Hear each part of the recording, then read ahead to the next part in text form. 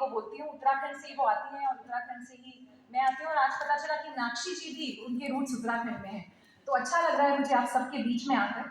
And before I get into my political journey, I think एक larger political context की बात मैं करना चाहती हूँ। मुझे आज भी याद है जब नरेंद्र मोदी जी प्रधानमंत्री बने थे इस देश के, और पहला भाषण उन्होंने संसद में दिया था। He spoke about making women equal partners in the decision-making process, and he said the country couldn't wait any longer. The time was now. I still remember as a young political activist listening to that speech and thinking that this is absolutely in line with India's historical context. For the longest of time, we heard a lot of jingoism around women empowerment. But जब intent ढूंढने की मैं कोशिश करती थी, and I've been a development practitioner before I ventured into politics and became a politician. So मैंने बहुत सारे स्वयंसेवी संस्थाओं के साथ काम किया है, गवर्नमेंट्स के साथ एज अ कंसल्टेंट मैंने काम किया है, लेकिन कहीं ना कहीं इंटेंट जो था कि महिलाओं को equal partners in decision making process बनाने का, वो मुझे हमेशा से मिसिंग लगता था। एंड ये तब जब हम उस देश से आते हैं जहाँ हर गांव में हमारी कोई ग्राम देवी होती हैं, कुल देवी होती हैं। इतिहास हम उठा के देखें तो इतने सारे किरदार हमें मिलते हैं, झांसी की रानी से लेकर अहिल्या बाई होलकर जी तक, जिन्होंने ना केवल सत्ता संभाली बल्कि ऐसा एग्जाम्पल सेट किया कि आज भी हम उनका नाम याद करते हैं। तो उसके बावजूद भी अगर आप नीति निर्माण की बात करें तो the women were absent for the longest time. किसी भी देश की क्षेत्र की आगे बढ़ाने की हम बात करते हैं तो नीति पर डिपेंड करता है, पॉलिसीज डिफाइन करती है किस डायरेक्शन में हम जाएंगे, और नीति कैसी बनेगी वो नीति निर्माताओं पर डिपेंड करता है। और नीति निर्माता कौन है? आप सोचिए, आधी आबादी अगर नीति निर्माण से ही एब्सेंट रहेगी तो कैसे हम इंक्लूजन की बात कर सकते हैं, कैसे हम महिलाओं को आगे बढ़ाने की बात कर सकते हैं जब we do not still have a seat at the table. Now you can call me biased, and I'm totally open to being labeled such. But I believe that in the past 10 years, what I have seen is change in that intent.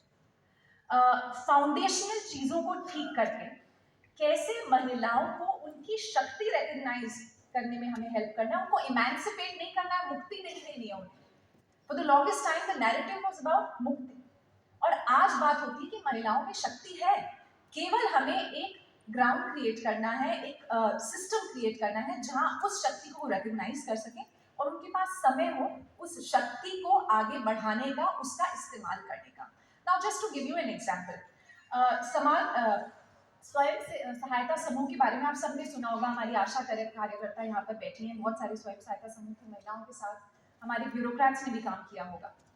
NRLM बहुत लंबे समय से चलती एक scheme थी, बहुत सारे समूह इस देश में बने, मैंने भी स्वयं सहायता समूह के साथ ही अपने करियर की शुरुआत की थी। लेकिन एक एस्पेक्ट जिसके बारे में कभी नहीं सोची कि हम महिलाओं पे कह रहे हैं कि आप आर्थिक रूप से सशक्त हो जाइए, लेकिन हम ये नहीं समझ रहे हैं कि गरीबी जो अलग अलग तरीके से अपने आप को मैनिफेस्ट करती है, महिलाओं में एक सबसे बड़ी गरीबी जो मैनिफेस्ट करती थी वो थी समय की गरीबी।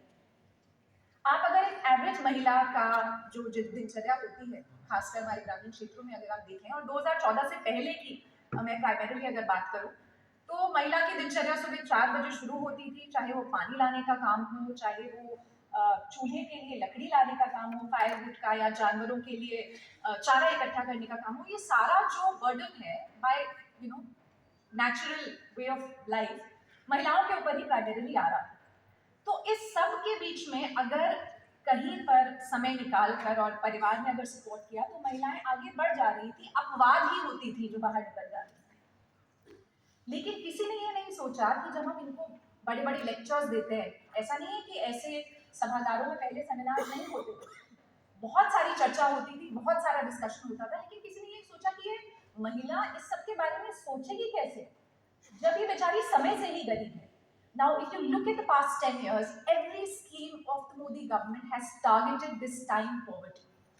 If I speak about Ujjwala, which I have had the pleasure of closely being associated with, I still remember there was a woman called Narayani Shastri. Chhattisgarh से आती थी वो, और साधारण सी महिला थी, मेरे ख्याल से 5वीं कक्षा तक वो पढ़ी हुई थी। उज्ज्वला का गैस सिलेंडर उनको मिला था, तो एक बार हम कुछ लाभार्थियों के साथ इंटरेक्शन कराना चाहते थे माननीय राष्ट्रपति जी का। कोविंद जी उस समय राष्ट्रपति थे, और मैंने नारायणी जी से आग्रह किया कि हम चाहेंगे कि आप भी कुछ बोलें। कुछ महिलाएं हमने सिलेक्ट करी पूरे देश से, और क्योंकि मैं डेवलपमेंट सेक्टर से आती हूँ तो मुझे लगता है कोच नहीं करना चाहिए, मैं इन्हें सिखाऊंगी नहीं क्या बोलना है। मैंने सिर्फ उनको बोला कि आप कॉन्फिडेंस से बोलने की थोड़ा मेरे साथ प्रैक्टिस कीजिए। उन्होंने कहा नहीं दीदी मैं बोल लूँगी। जब वो मंच पर गई, दरबार हॉल में ये कार्यक्रम हो रहा था जहाँ 104 उज्ज्वला की लाभार्थी बहनें जो थी वो यहाँ पर आई थी, प्रधानमंत्री जी और राष्ट्रपति जी उस हॉल में मौजूद थे।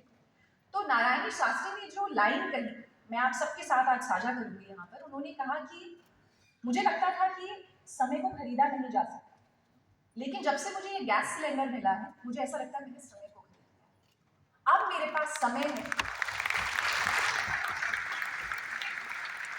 You know, we all had goosebumps when she said this.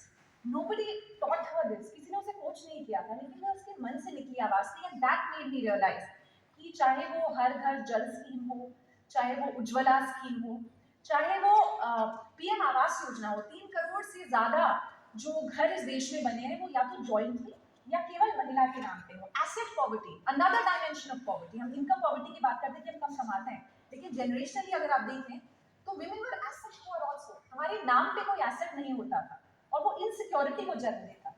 इस एसेट पॉवर्टी को भी टारगेट किया है सरकार की नीतियों में।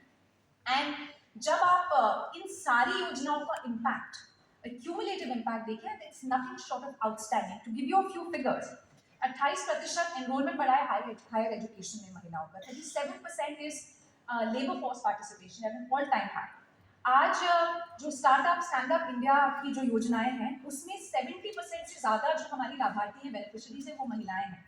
45% ऑफ रिकॉग्नाइज्ड स्टार्टअप्स में कोई ना कोई महिला फाउंडर है। 15% ऑफ यूनिकॉर्न्स जो भारत में बने हैं उसमें महिला फाउंडर है, और $40 बिलियन से ज़्यादा का